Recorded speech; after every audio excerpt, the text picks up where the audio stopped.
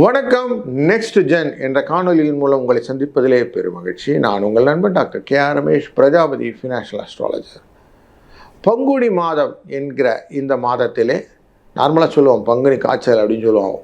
அந்த வெயிலும் இருக்கும். ஏன்னா சூரியன் உச்சத்துக்கு செல்லக்கூடிய காலகட்டம். அடுத்து மேஷராசிக்குள்ளே போகணும். அப்போ கோடை காலம் வந்துவிடும். அப்படிப்பட்ட நேரத்தில் பங்குனியிலே சனி பகவானும் சுக்கிர பகவானும் உச்சத்தில் இருக்கக்கூடிய காலங்களிலே மீன ராசியில் உட்கார்றார். தன்னுடைய 4வது இடத்திலே குரு பகவான் வைக்க, அவருடைய ஒரிஜினல் பிளேஸ் சிம்ம ராசிக்குள்ளார கேது இருக்க, சந்திர பகவான் அந்த காலபுருஷனின் 10ஆம் இடமான தொழில் ஸ்தான மகர ராசியிலே திருவோண நட்சத்திரத்தில் இருக்க, காலபுருஷனின் 11வது இடம் சூரியனின் 12ஆம் இடமான விரயஸ்தானம் என்கிற கும்ப ராசிக்குள்ளரே செவ்வாய், ராகு, புதன் இவர்கள் குருவினால் பார்க்கப்பட, இவர்கள் எல்லாரையும் வச்சுக்கிட்டு நம்ம எப்படி பலன் இருக்குன்னு பார்க்க போகிறோம் இந்த மாதத்துக்கு. அப்படியே இந்த மாதத்தில் பார்க்கும்போது யுகாதி பண்டிகை என்கிற தெலுங்கு வருடப்பிரபு 19ஆம் தேதி இருக்கிறது. அது மட்டும் இல்லை, விசேஷமான சர்வ அமாவாசையும் 18ஆம் தேதி வருகிறது. சங்கடஹர சதுர்த்தியும் இருக்கிறது. ஐயப்பனுக்கு உகந்த பங்குனி உத்திரம் ஏப்ரல் 1ஆம் தேதி வருகிறது. இப்படி நல்ல காலகட்டங்கள் இருக்க இந்த மாதத்திலே நம்ம எப்படி ஒரு ராசிக்கும் பலன் இருக்குன்னு தொடர்ந்து காண்போம். வாருங்கள். தனுசு ராசி நண்பர்களே, நார்மலாக சொல்லுவோம் தனுசு ராசினா போராட்ட களம், யுத்த களம் அப்படின்னு சொல்லுவாங்க. அதனால தான் அங்கே போர், வில்லு, அம்பு எல்லாம் இருக்குது, குதிரை எல்லாம் இருக்குது. அப்படி உங்களை போட்டுக்கொண்டு நீங்களே என்ன பண்ணணும்னு தெரியாமல் இருந்தாலும் குரு இருக்கக்கூடிய இடம், குரு பகவான் தன் பார்வையே நேர வைக்கிறார். அப்போது எதையுமே நீங்கள் யோசிக்கணும், நிதானிக்கணும், அதுக்கப்புறம் எக்ஸிக்யூட் பண்ணணும். அதுக்குள்ளே அடுத்தவன் வந்து உங்களை தாண்டிட்டு போயிடுறான் எங்கேயோ. இதனால் நிறைய சிக்கல் வருது.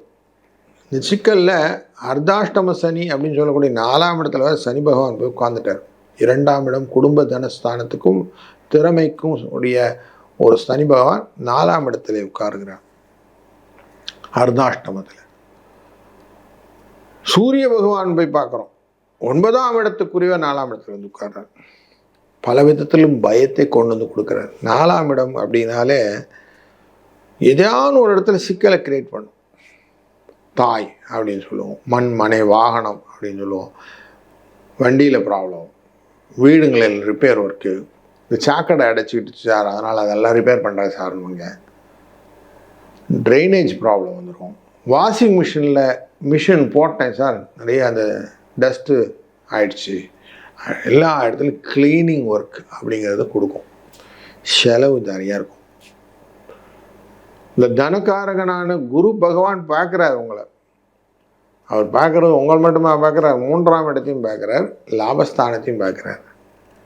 இந்த ஒரு பார்வையின் பலத்தினாலே, குருவின் அருளாலே இந்த மாதம் பிழைக்க போகுது. ஏன்னா குரு பார்க்க கோடி புண்ணியம்னு சொல்லுவோம் இல்லையா.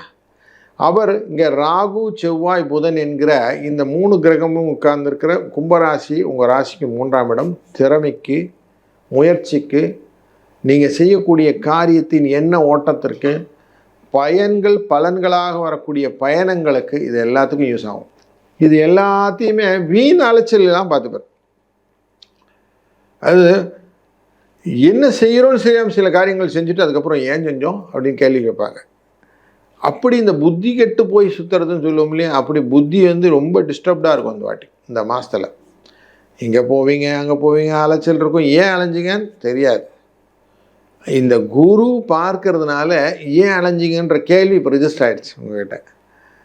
நீங்கள் ஒரு காரியம் செய்யறதுக்கு முன்னாடி இன்னத்துக்கு தான் போகிறோம், இவங்களை தான் பார்க்க போகிறோம், அப்பாயின்மெண்ட் ஃபிக்ஸ் பண்ணிக்கிறோம், இருக்காங்க, போகிறோம் அப்படின்னு மாதிரி வச்சுட்டு போங்க. இல்லைன்னா வீண் அலைச்சல் அசதியும் சோர்வையும் கொடுக்கும். செவ்வாய் பகவானும் இந்த 3ஆம் இடத்தில் இருக்கிறார். பணவரவு கன்ஃபார்ம், உழைத்ததற்கான ஊதியம் உண்டு, நேர்மைக்கு டெஃபினட்டாக உங்களுக்கு நல்லதொரு பலன் உண்டு அப்படிங்கிறது தெரியுது. விவசாயத்தில் நல்ல லாபம் வருவதற்கு வாய்ப்புகள் உண்டு, முன்னேற்றமான சூழ்நிலைகள் காட்டுகிறது. அதனால் நல்லாயிருக்கும். ராகு எதையுமே கொஞ்சம் கம்ப்யூட்டர் துறையில் இருப்பவர்களுக்கு, வெளிநாட்டு வர்த்தக தொடர்களில் இருப்பவர்களுக்கு லாபத்தை கொடுக்கக்கூடிய சூழ்நிலையை காட்டுகிறார். சூரிய பகவான் 4ஆம் இடத்துல அமர்ந்ததுனாலே ரிலேஷன்ஸ் கூட பேசும்போது கொஞ்சம் பிரச்சனை இல்லாமல் பேசிக்கொள்வது, நிறைய சுப நிகழ்வுகள் எல்லாம் ஏற்படுத்துவாங்க. இந்த குருவின் பார்வை இருக்கிற இந்த 3ஆம் இடத்தில் இருக்கிறதுனாலையும் லாபஸ்தானத்தில் இருக்கிறதுனாலையும். அதனால் திருமண தடைகள் நீங்கும், 2வது திருமணம் போன்ற விஷயங்கள் எல்லாம் நடக்கும், குழந்தைகள் விஷயத்தில் நல்ல முன்னேற்றம் இருக்கும், சண்டை சச்சரவுகள் தீரும். சில சண்டை சச்சரவுகள் எப்படி இருக்குன்னா விவாகரத்து வரைக்கும் போகும், ஆனால் தீர்ந்து போயிடும், கவலைப்பட வேண்டாம். தொழிலிலே புதிய மாற்றங்கள், இடத்தை மாற்றுறது, வீடை மாற்றுறது போன்ற விஷயங்கள் எல்லாம் நடக்கும். பங்குனி போய் சித்திரை வந்தால் பத்திரிக்கை வந்துடும்னு கல்யாண பத்திரிக்கையெல்லாம் அடிக்க ஆரம்பிச்சிருவீங்க.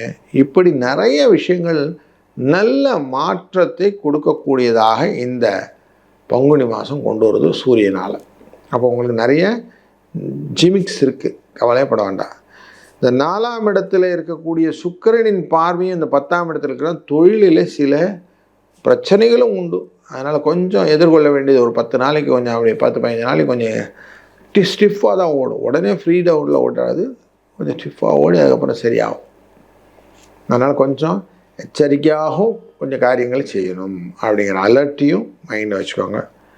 இந்த மாதத்தில் முக்கியமாக நமக்கு 19ஆம் தேதி யுகாதி பண்டிகை, அனைவருக்கும் யுகாதி நல்வாழ்த்துக்கள். அதுபோல் 27ஆம் தேதி ஸ்ரீ ராமபிரானின் ஸ்ரீராம நவமி.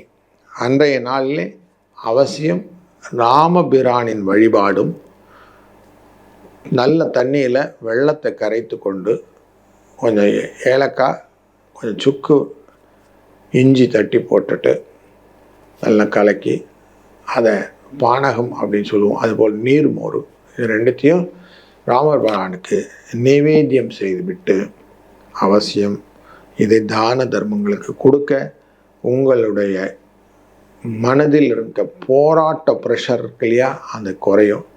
எப்படி புத்திர்பலம் யசோதைரியம் நிர்பயத்துவம் ரோஜா என்று அனுமனை துதிக்கிறோமோ, அப்படி அனுமனின் ஆசீர்வாதமும் அவனுடைய பக்த தன்மையினான ராமபிரானும் நமக்கு ஆசீர்வாதம் செய்து வாழ்க்கையிலே வெற்றியையும் களிப்பையும் நமக்கு என்றென்றும் நிலைத்திருக்க வைப்பார். வாழ்க வளத்துடன்.